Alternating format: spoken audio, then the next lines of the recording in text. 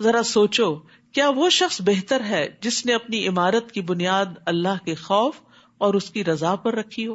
یعنی دین کے لیے کوئی بلڈنگ بنا رہا ہے، مسجد بنا رہا ہے، کوئی دینی ادارہ بنا رہا ہے، اور اس کے اندر دو چیزیں ہیں کہ اس تعمیر میں اللہ کا خوف بھی ہے اور اللہ کی رضا حاصل کرنے کا شوق بھی ہے کہ اس کی وجہ سے اللہ تعالیٰ مجھ سے راضی ہو جائے. یا وہ شخص بہتر ہے جس نے اپنی عمارت کی بنیاد ایک کھوکھلے گڑھے کے کنارے پر رکھی ہو جو اس کو بھی لے کر جہنم کی آگ میں جا گرے. اشارہ ہے مسجد ضرار کی طرف کہ جس کے نیچے نیت کا اخلاص نہیں تھا. ایسے ظالم لوگوں کو اللہ کبھی سیدھی راہ نہیں دکھاتا. تو یاد رکھیے کہ چاہے آپ ایک فزیکل عمارت بنائیں یا کسی نیکی کے کام کو بلڈ کریں تو اس کے نیچے جب تک اخلاص کی بنیاد نہیں ہوگی اس وقت تک جنت کا حصول ممکن نہیں. اگر اس کے نیچے دھوکہ اور فریب ہے تو پھر وہ عمارت گرے گی اور انسان کو جہنم میں لے جائے گی. یعنی وہ بظاہر بڑا سا نیکی کا کام بھی جنت میں لے جانے والا نہیں اگر اللہ کے لیے نہیں کیا جا رہا.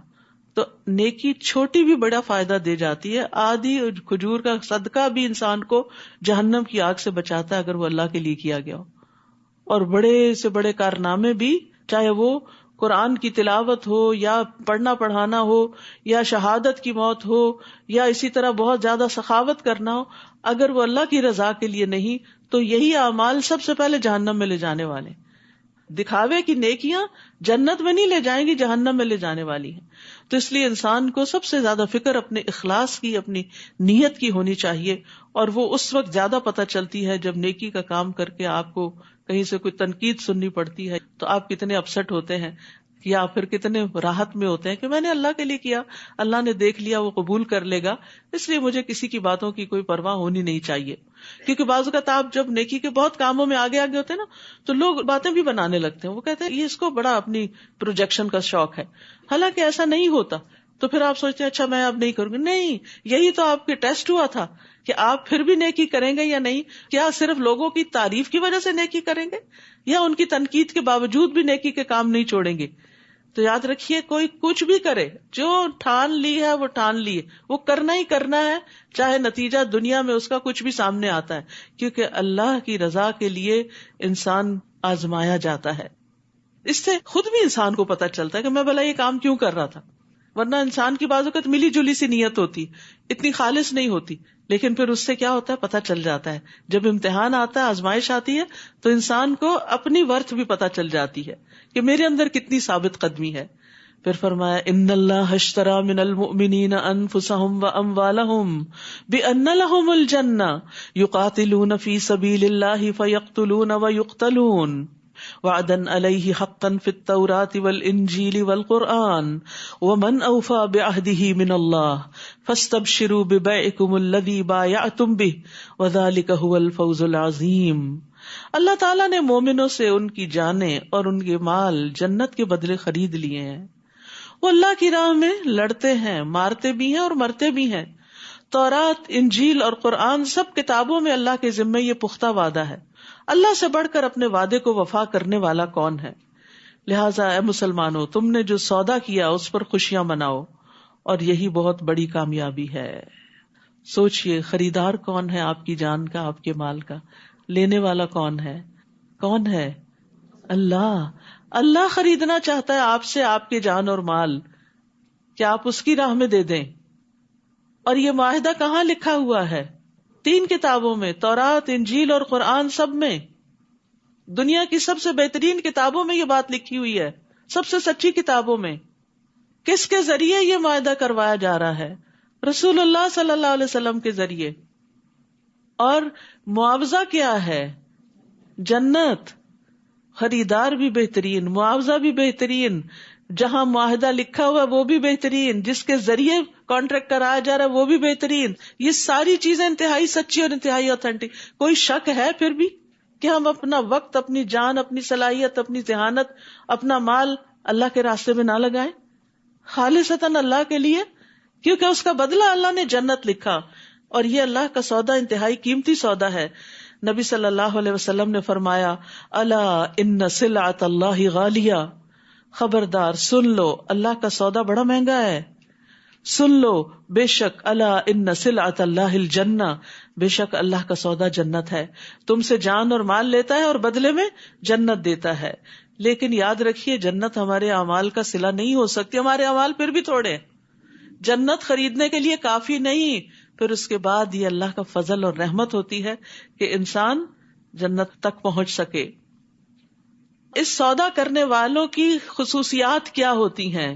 التائبون، توبہ کرنے والے، یعنی چھوٹی بڑی غلطی پر ان کو دھڑکا لگا رہتا ہے کہ اللہ تعالیٰ ناراض نہ ہو جائے، کہیں ہمارا کانٹریکٹ منسوخ نہ ہو جائے. آپ نے دنیا میں اگر کسی کے ساتھ کبھی کوئی کانٹریکٹ کیا ہو، کوئی بزنس ڈیل کی ہو، تو آپ کو کیا ہوتا ہے کہ کہیں ایسا نہ ہو کہ کوئی ایسے حالات ہو کہ یہ ختم کرنا پڑے بیچ میں. تو توبہ کرتے رہتے، بار بار اللہ کی طرف رجوع کرتے ہیں. العابدون، عبادت گزار ہوتے ہیں، صرف فرض ادا نہیں کرتے، ایکسٹرا نوافل کا بھی اہتمام کرتے ہیں. ممکن ہو تو تہجد، صلاۃ الضحیٰ، نمازوں میں صرف فرض نہیں، سنت اور نفل بھی. الحامدون، ہر حال میں اللہ کا شکر ادا کرتے، تعریف کرتے ہیں، اچھے حال میں بھی اور تکلیف دہ حال میں بھی، ہر حال میں اللہ سے راضی ہوتے ہیں. الحمدللہ، الحمدللہ ان کا تقیہ کلام ہوتا ہے. السائحون، سیاحت کرنے والے، ایک معنی روزہ رکھنے والے کیا گیا، لیکن زیادہ ترجیح والا معنی یہ ہے کہ وہ اپنے گھر سے نکلتے ہیں. کس کے لیے؟ حج اور عمرے کے لیے، علم حاصل کرنے کے لیے، نیکی کے کاموں کے لیے. یعنی صرف چین سے اپنے کمفرٹ زون میں بیٹھے نہیں رہتے بلکہ نکلتے ہیں. سائحون ہیں. الراکعون، رکوع کرنے والے ہیں، یعنی ہمبل ہیں اور نمازوں میں بھی رکوع کرنے والے. الساجدون، خوب سجدے کرنے والے ہیں. الآمرون بالمعروف والناہون عن المنکر، نیکی کا حکم دینے والے اور برائی سے روکنے والے. یہ ساری صفات ہوتی ہیں ان کے اندر. والحافظون لحدود اللہ، اور اللہ کی حدود کی حفاظت کرنے والے. وبشر المؤمنین، اور مومنوں کو خوشخبری دے دیجئے. یعنی جہاں ایک طرف وہ نیک کام کرنے والے ہیں، دوسری طرف وہ بڑی احتیاط برتتے ہیں زندگی میں کہ جہاں جہاں اللہ نے روکا ہے نا وہاں رک جائیں، حدوں کو پار نہ کریں. جن چیزوں کو اللہ نے حرام قرار دیا ہے ان کو اپنی زندگی میں حرام کر لیں، چاہے وہ اقوال میں سے ہوں، چاہے وہ افعال میں سے ہوں، چاہے ماکولات اور مشروبات میں سے، یا ہسبینڈ وائف کے ریلیشن شپ میں سے. یعنی ہر معاملے میں ہمیں حدود بتا دی گئی ہیں کسی بھی کام کی کہ کہاں تک جائز ہے، کہاں سے ناجائز شروع ہو جاتا ہے. حتیٰ کہ شک میں پڑنے والی چیزوں سے بھی پرہیز کرنا چاہیے. تو ایسے لوگ ہوتے ہیں جنہوں نے اپنی جان اور مال کا سودا کر رکھا ہے. یہ ہیں جنہوں نے اپنا آپ بیچ رکھا ہے. تو ہم بکے ہوئے لوگ ہیں. ہمیں اپنے آپ کو شیطان کے ہاتھوں نہیں بیچنا، اپنی خواہشات کے ہاتھوں نہیں بیچنا، اللہ کو بیچنا ہے تاکہ بدلے میں جنت مل سکے. اور ویسے بھی پیدا بھی ہمیں اللہ نے کیا ہے، جو کچھ مال جان ہے وہ بھی اللہ ہی کا، علم ہے تو وہ بھی، نیکی کی کوئی توفیق اور قدرت ہے تو وہ بھی اللہ ہی کی دی ہوئی ہے. تو کوئی بڑی بات تھوڑی ہے کہ جس نے سب کچھ دیا واپس اسی کو دے کے اس سے انعام لے رہے ہیں. کتنا بڑا فضل اور کتنی بڑی رحمت. نبی اور ایمان والوں کے لیے یہ مناسب نہیں کہ وہ مشرکوں کے لیے بخشش طلب کریں، خواہ وہ ان کے قریبی رشتہ دار ہی کیوں نہ ہوں، جبکہ ان پر یہ بات واضح ہو چکی ہے کہ مشرکین دوزخ والے ہیں. تو یاد رکھیے ایمان کی تکمیل کے لیے اللہ کی رضا کو مقدم رکھنا ضروری ہے. اور ابراہیم علیہ السلام نے جو اپنے باپ کے لیے بخشش کی دعا کی تھی، آزر کے لیے جو مشرک تھا، تو وہ صرف اس لیے تھی کہ انہوں نے اپنے باپ سے اس بات کا وعدہ کیا ہوا تھا. پھر جب ان پر واضح ہو گیا کہ وہ اللہ کا دشمن ہے تو وہ اس سے بیزار ہو گئے، اپنے والد سے، شرک کی وجہ سے. بلا شبہ ابراہیم علیہ السلام بڑے نرم دل اور بردبار انسان تھے. اللہ تعالیٰ نے ان کی خوبیاں بیان کی ہیں. ہم دیکھیں کہ کیا ہم بھی ان کے نقش قدم پر ہیں یا نہیں. اللہ تعالیٰ کسی قوم کو ہدایت دینے کے بعد گمراہ نہیں کیا کرتا حتیٰ کہ ان پر یہ واضح نہ کر دے کہ انہیں کن کن باتوں سے بچنا چاہیے. اللہ تعالیٰ یقیناً ہر چیز کو جاننے والا ہے. آسمانوں اور زمین کی حکومت اللہ ہی کے لیے ہے، وہی زندہ کرتا ہے، وہی مارتا ہے، اور اللہ کے سوا تمہارا کوئی سرپرست اور مددگار نہیں. اللہ تعالیٰ نے نبی، مہاجرین اور انصار پر مہربانی کی جنہوں نے بڑی تنگی کے وقت نبی کا ساتھ دیا تھا. یاد رکھیے عام حالات میں، امن میں، سکون میں، وسائل کے ہوتے ہوئے کسی خیر کے کام میں کسی کا ساتھ دینا تو پھر آسان ہوتا ہے، لیکن جب ہر طرف سے تنگی اور آزمائش ہو، جیسے غزوہ تبوک کے موقع پر اس کی طرف اشارہ ہے، اور اس وقت نیکی کے کام میں کسی کا ساتھ دینا کہ جب آپ خود بھی ہینڈ ٹو ماؤتھ ہو. ایک ہوتا ہے آپ کے پاس فارغ وقت ہے, پھر آپ کسی کی خدمت کرنے چل پڑے, اور ایک یہ کہ آپ کے بھی اپنے 100 کام ہیں اور آپ ان کو چھوڑ کر پھر اللہ کی خاطر نکلتے ہیں اور دوسرے کی مدد کرتے ہیں. ایک یہ کہ آپ کے پاس بہت مال ہے اور اس میں سے تھوڑا سا دے دے, اور ایک یہ کہ آپ خود بھی ہینڈ ٹو ماؤتھ ہیں اور پھر آپ اس میں سے بھی نکال کے دوسرے کو دیتے ہیں. تو یہ اعلیٰ ترین درجہ ہوتا ہے اور یہ اللہ کے ہاں بکنا ہوتا ہے. تو اللہ سبحانہ وتعالیٰ ان پر مہربان ہوتا ہے جنہوں نے تنگی کے وقت نبی کا ساتھ دیا, اگرچہ اس وقت بعض لوگوں کے دل کجی کی طرف مائل ہو چکے تھے, نہیں وہ ہمت ہار رہے. یاد رکھیے مشکل وقت میں نا ہمت ٹوٹنے لگتی ہے, تو ایک دوسرے کی ہمت بڑھانی بھی چاہیے. پھر اللہ نے ان پر رحم فرمایا. یہ اللہ کی رحمت ہوتی ہے کہ ہماری ریلکٹنسی کے باوجود اللہ تعالیٰ ہمیں نیکی کے کام کی توفیق دے کے ہم سے کروا لیتا ہے. اس سراسر اللہ کا فضل ہوتا ہے, کیونکہ اللہ مسلمانوں پر بڑا مہربان اور رحم کرنے والا ہے. کتنا شکر ادا کرے انسان اللہ کا کہ جو کچھ کروا لیتا ہے اور کرنے کی توفیق دے دیتا ہے. آج ہم سب کا یہاں آ بیٹھنا, اب مجھے معلوم ہے آپ میں سے ایک ایک اپنے گھر اور بچوں اور جابز اور کس کس چیز میں کتنا مصروف ہے. ایک بہن مجھے ملی یہاں پر, وہ کہنے لگی میں نائٹ شفٹ کر کے آتی ہوں روزانہ, صرف 2 گھنٹے سو کر یہاں پہنچ جاتی ہوں قرآن کی محبت میں. کیسے کیسے چھپے ہوئے لوگ آپ کے اندر موجود ہیں کہ جو بڑی بڑی قربانیاں کر کے قرآن کی محبت میں یہاں پہنچتے ہیں. تو ہر ایک کا درجہ پھر اسی کے مطابق ہے, جتنی مشقت اتنا ہی بڑا اجر. پھر اللہ نے ان پہ رحم فرمایا. یہ اللہ کی رحمت ہوتی ہے, کیونکہ اللہ مسلمانوں پر بڑا رحم کرنے والا, بڑا مہربان ہے. یاد رکھیے کچھ کاموں پر نفس مائل نہیں ہوتا, وہ نفس پہ بڑے گراں ہوتے ہیں. آگے طویل ترین روزے اور چھوٹی چھوٹی راتیں اور راتوں کا قیام, پھر ایک مشکل مرحلہ آ رہا ہے, اور یہ بھی اللہ کی توفیق سے ہی ہوگا. توفیق مانگتے رہیے, آسانی مانگتے رہیے, اور جب اللہ تعالیٰ کسی چیز کو آسان کر دیتا ہے تو آپ حیران ہو جاتے ہیں کہ یہ اللہ نے مجھ سے کروا لیا, میں تو اس قابل ہی نہیں ہوں. اور پھر یہ ہے کہ کچھ کام تو بڑے پسندیدہ ہوتے ہیں ہماری مرضی کے شوق کے, تو ان کو کر کے ہمیں مزہ آتا ہے, لیکن کبھی کبھی کچھ کام زندگی میں نیکی کے ایسے بھی کرنے پڑ جاتے ہیں جو نفس میں بڑے گراں ہوتے ہیں. ان کو بھی کر لینا چاہیے, کیونکہ جو کام نفس کے خلاف کیا جاتا ہے اس میں اتنی ہی زیادہ برکت ہو جاتی ہے. وہ تھوڑا سا بھی ہو تو وہ بہت بڑا ہو جاتا ہے. پھر اسی طرح بعض اوقات سرکمسٹانسز ہمارے فیور میں نہیں ہوتے, گھر کا ماحول نہیں ہوتا, لوگ نہیں ہوتے, سواری نہیں ہوتی, بہت سی مشکلات ہوتی ہیں. اس کے باوجود انسان جب ڈٹرمنڈ ہوتا ہے نہیں یہ کرنا ہے, اور اللہ سے دعائیں مانگتا ہے اور اللہ سے سہولت مانگتا ہے, اللہ تعالیٰ دیتے ہیں. تجربہ کر کے دیکھ لیجئے, اللہ کو صرف آپ کی نیت, آپ کا ارادہ اور آپ کے دل کی حالت چاہیے کہ یہ اندر سے کیا چاہتے ہیں. کیونکہ مشکل پتہ کیا ہے, باہر نہیں ہے, ہمارے اندر زیادہ ہے. ہم ہمت توڑ کے بیٹھ جاتے ہیں. جب کسی نیکی کے لیے ایک برننگ ڈیزائر ہوتی ہے تو ساری زنجیریں کٹ جاتی اور انسان اپنی آخری منزل تک پہنچ جاتا ہے. تو اللہ تعالیٰ انسان کو مسلسل ایسی آزمائشوں کے ساتھ آزماتا ہے جن کو وہ ناپسند کرتا ہے, اور پھر اللہ تعالیٰ اس کو اس مرتبے تک پہنچا دیتے. بعض اوقات ایک بندے کے لیے اللہ نے اعلیٰ مرتبہ رکھا ہوتا ہے لیکن وہ اعمال میں بڑا سستا ہوتا ہے, تو اللہ تعالیٰ اس کو کسی امتحان میں ڈال دیتے اور اس آزمائش میں ڈال کر اس کو وہیں پہنچاتے ہیں. یہ بھی اللہ کا فضل ہوتا ہے. لیکن جب مشکل آتی ہے تو ہم کہتے ہیں شاید اللہ ہم سے ناراض ہے, یہ شیطان کا وسوسہ ہوتا ہے. تو اس لیے ہر حال میں الحامدون, اور قیامت کے دن بلند مرتبہ والے ہوں گے حمادون, جو ہر حال میں اللہ کی تعریف کرتے ہیں اور اللہ سے مدد مانگتے رہتے ہیں. وعلی الثلاثة الذین خلفوا, اور ان 3 آدمیوں پر بھی مہربانی کی اللہ نے جن کا معاملہ ملتوی رکھا گیا تھا. منافقین نے آ کے جھوٹی قسمیں کھائیں, کچھ اور لوگوں کا معاملہ بھی نبٹ گیا. اب 3 لوگ ایسے مدینہ میں رہ گئے کہ جنہوں نے بس صرف سستی کے مارے, اچھا کل نکلتے ہیں پرسوں نکلتے ہیں, اور پھر فوج بہت آگے نکل گئی اور وہ پیچھے کے پیچھے ہی رہ گئے. اور پیچھے رہ کر بھی ان کو بڑی تکلیف ہوتی تھی. نبی صلی اللہ علیہ وسلم جب واپس آئے تو منافقین تو جھوٹے عذر کر کے اپنا معاملہ صاف کر کے چل دیے, لیکن یہ 3 سچے لوگ تھے, انہوں نے جھوٹ نہیں بولا, لیکن ان پہ وقتی طور پہ بڑی سخت آزمائش آئی. 40 دن تک سب نے ان سے سوشل بائیکاٹ کر دیا. نبی صلی اللہ علیہ وسلم سمیت کوئی ان سے بات چیت نہیں کرتا تھا, اور پھر آخر میں ان کو بھی اللہ نے معاف فرما دیا. تو کبھی ایسا بھی ہوتا ہے کہ ہماری غفلت اور کوتاہی ہمیں کسی مصیبت میں مبتلا کر دیتی ہے, تو وہ بھی گناہوں کو دھونے کا ذریعہ ہوتی ہے.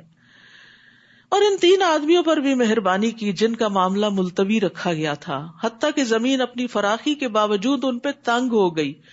کیونکہ کوئی ان سے بات نہیں کرتا تھا، اور ان کی اپنی جانیں بھی تنگ ہو گئی، وہ اپنے آپ سے بھی بیزار ہو گئے، کیونکہ سوشل انٹریکشن انسان کی بنیادی ضرورت ہوتی، اس کو صبح اٹھتے ہی کسی سے بات چیت کرنے کی ضرورت ہے. آپ سوچئے 40 دن آپ کسی سے بات نہ کریں اور کوئی آپ کے سلام کا جواب بھی نہ دے تو کتنا مشکل وقت ہوگا. یعنی آپ دیکھیں، ہمیں تھکاوٹ ہوتی ہے، تنگی ہوتی ہے، تکلیف ہوتی ہے، خوشی ہوتی ہے، ہم ہر چیز ایکسپریس کرتے ہیں، اپنے پیاروں کو بتاتے ہیں آج یہ ہو گیا، آج وہ، اس سے ہمارا کتھارسس ہو جاتا ہے. لیکن جب کوئی سننے والا ہی نہ ہو تو غم کے پہاڑ ٹوٹ پڑے ان پر، اور انہیں یقین تھا کہ اللہ کے سوا ان کے لیے کوئی جائے پناہ نہیں. اگر جھوٹ بولیں گے تو کوئی اور انہیں پناہ نہیں دے گا. سچ میں ہی فائدہ ہے اگرچہ وقتی طور پر مشکل ہے. پھر اللہ نے ان پر مہربانی کی تاکہ وہ توبہ کریں. اللہ تعالیٰ یقیناً توبہ قبول کرنے والا، رحم کرنے والا ہے. یا ایھا الذین آمنوا اتقوا اللہ وکونوا مع الصادقین، اے ایمان والو اللہ سے ڈرتے رہو اور سچے لوگوں کا ساتھ دو، منافقین کا نہیں، جھوٹے لوگوں کا نہیں. تعاونوا علی البر والتقوی ولا تعاونوا علی الاثم والعدوان.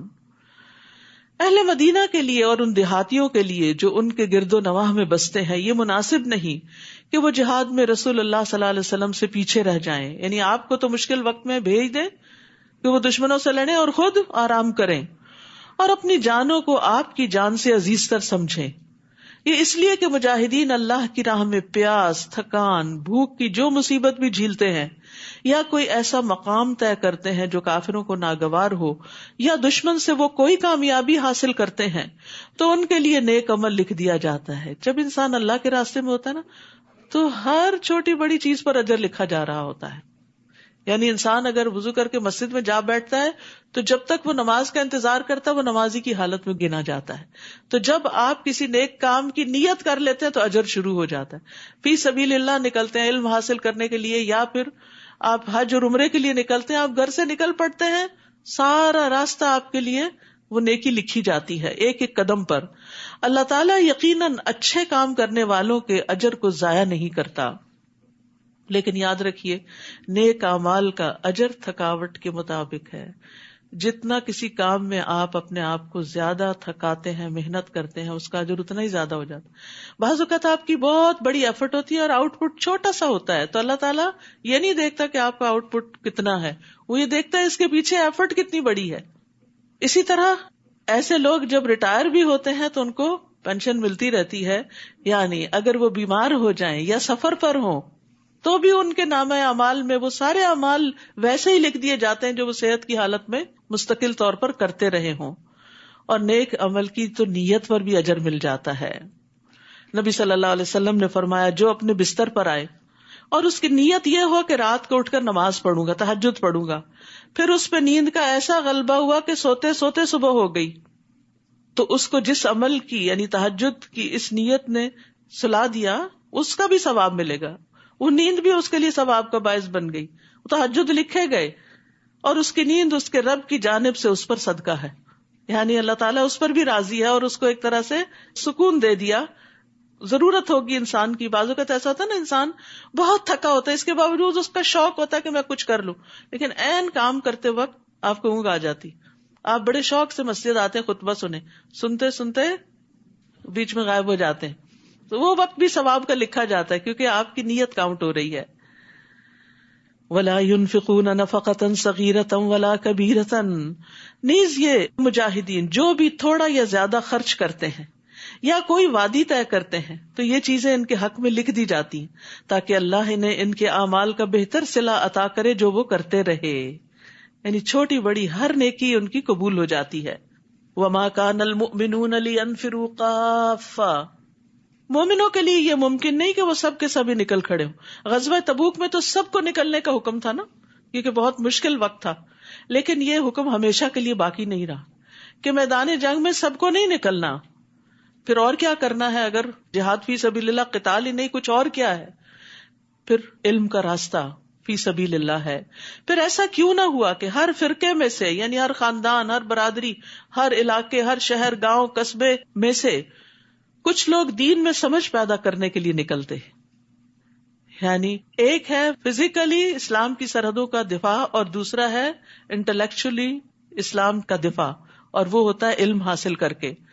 یعنی سب کو جنگ میں جانے کی ضرورت نہیں، چاہیے یہ کہ کچھ لوگ دین کی سمجھ حاصل کرنے کے لیے نکلیں تاکہ جب وہ ان کی طرف واپس جائیں تو اپنے لوگوں کو برے انجام سے ڈرائیں. یعنی ہر علاقے سے کچھ نہ کچھ لوگ مخصوص ہونے چاہیے جو علم میں زیادہ ایکسپرٹیز حاصل کریں اور باقی جو کمیونٹی ہے پھر اس کو سکھائیں.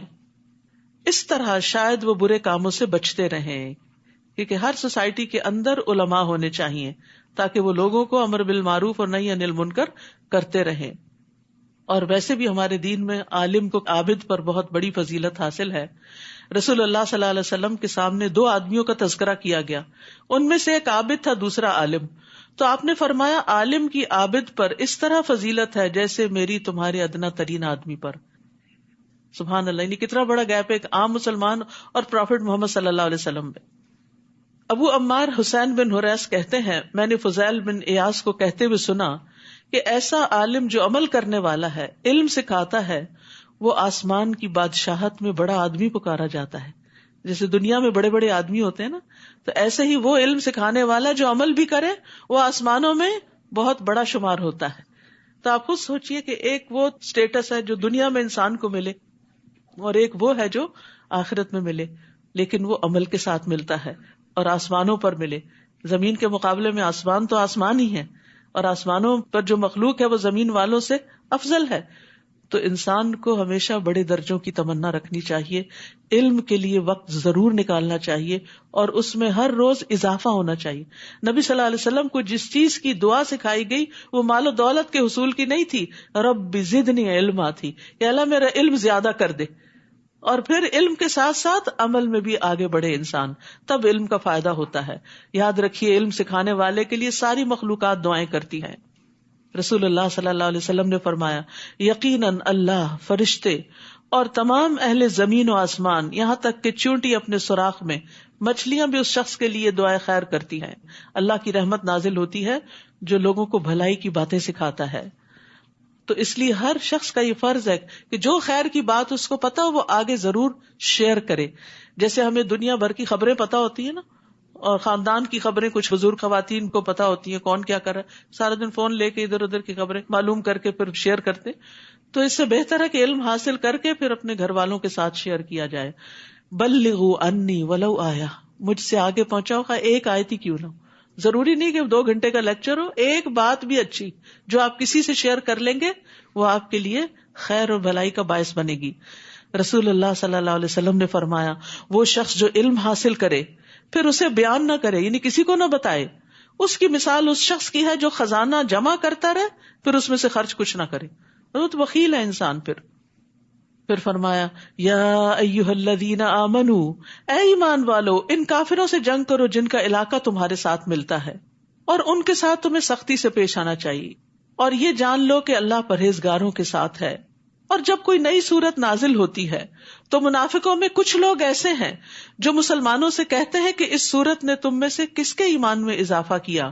تو اس کا جواب یہ ہے کہ جو لوگ ایمان لائے ہیں اس صورت نے فی الواقع ان کے ایمان میں اضافہ کیا ہے، اور وہی اس صورت کے نازل ہونے پر خوش ہوتے ہیں.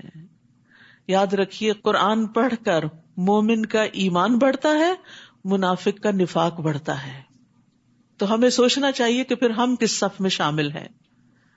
یعنی منافقین ایک دوسرے سے کہتے ہیں کس کا ایمان بڑا ہے، اور دوسرے ہنسی مذاق میں ٹالتے ہیں، یعنی قرآن کو اس کے مرتبے سے گراتے ہیں.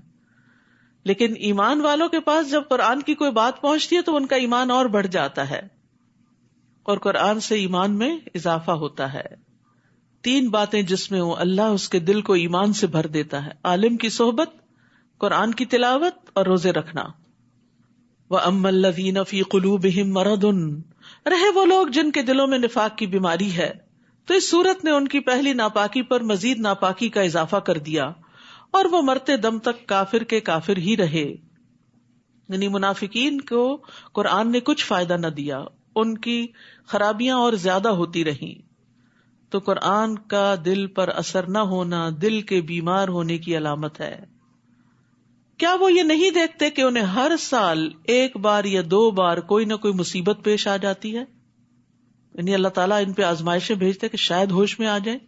پھر بھی یہ لوگ نہ توبہ کرتے ہیں اور نہ نصیحت قبول کرتے ہیں.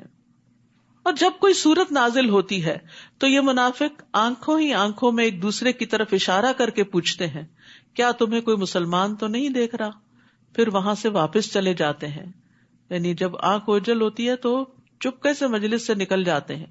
اللہ نے ان کے دلوں کو راہ حق سے پھیر دیا کیونکہ یہ لوگ ہیں ہی ایسے جو کچھ بھی نہیں سمجھتے، مجلس میں ہو تب بھی نہیں سمجھتے، نہ آئیں تو تب بھی ان کو ہوش نہیں، اپنی غلطی کا احساس نہیں.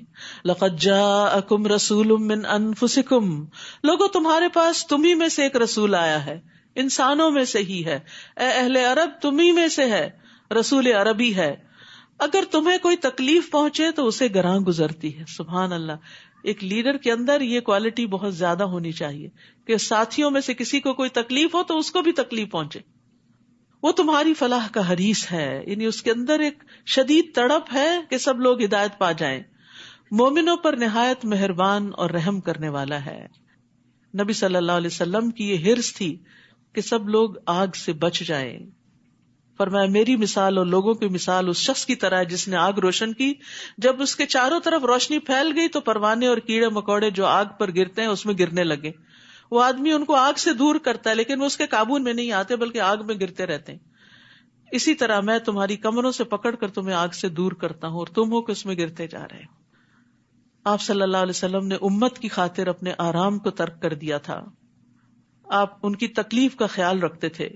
رسول اللہ صلی اللہ علیہ وسلم نے فرمایا میں نماز شروع کرتا ہوں اور میرا ارادہ لمبی نماز پڑھانے کا ہوتا ہے، لیکن میں بچے کے رونے کی آواز سنتا ہوں تو میں اس کی والدہ کی تکلیف کی شدت کی وجہ سے نماز چھوٹی کر دیتا ہوں کہ اس کی ماں کو تکلیف نہ ہو. کیا ہم بھی دوسروں کے لیے اتنے کیئرنگ ہیں کسی کو تکلیف نہ پہنچے؟ تو ہر وہ شخص جو لیڈرشپ کے مقام پر ہے اس کو لازماً اس بات کا خیال رکھنا چاہیے کہ اس کے ساتھی کس حال میں ہیں، کسی تکلیف میں تو نہیں. آپ امت کے لیے روتے تھے، ان کے لیے دعائیں کرتے تھے. فَإِن تَوَلَّوْا، پھر اگر لوگ اعراض برتے ہیں تو ان سے کہہ دیجئے فَقُلْ حَسْبِيَ اللَّهُ لَا إِلَٰهَ إِلَّا هُوَ عَلَيْهِ تَوَكَّلْتُ وَهُوَ رَبُّ الْعَرْشِ الْعَظِيمِ، کہ مجھے میرا اللہ کافی ہے جس کے سوا کوئی الہ نہیں، میں اسی پر بھروسہ کرتا ہوں اور وہ عرش عظیم کا مالک ہے. تو یہ کلمہ بڑا اہم کلمہ ہے، پریشانیوں میں کفایت کرنے والا ہے. سنن نبی داؤد کی روایت میں آتا ہے جس نے صبح و شام 7 بار یہ پڑھا اللہ اس کی پریشانیوں میں اس کی کفایت کرے گا. اور اگر کوئی آپ پر الزام لگائے یا تکلیف دے جس کا آپ کے پاس جواب نہ ہو تو بھی حسبی اللہ و نعم الوکیل پڑھے.